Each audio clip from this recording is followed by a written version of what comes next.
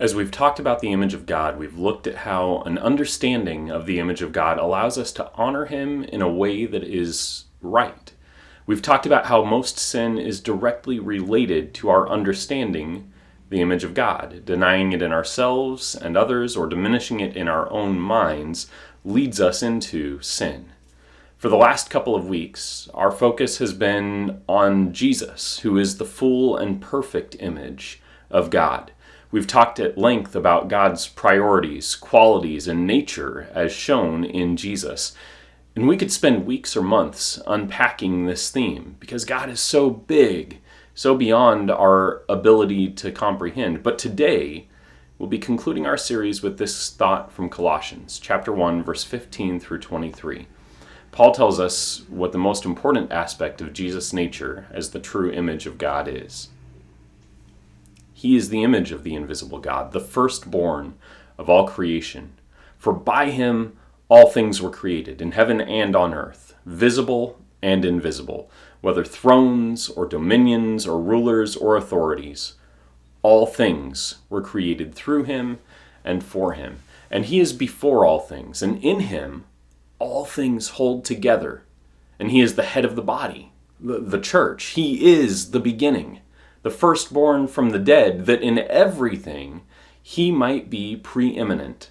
For in him all the fullness of God was pleased to dwell, and through him to reconcile to himself all things, whether on earth or in heaven, making peace by the blood of his cross. And you, who once were alienated and hostile in mind, doing evil deeds, he is now reconciled in his body of flesh by his death, in order to present you holy and blameless and above reproach before him.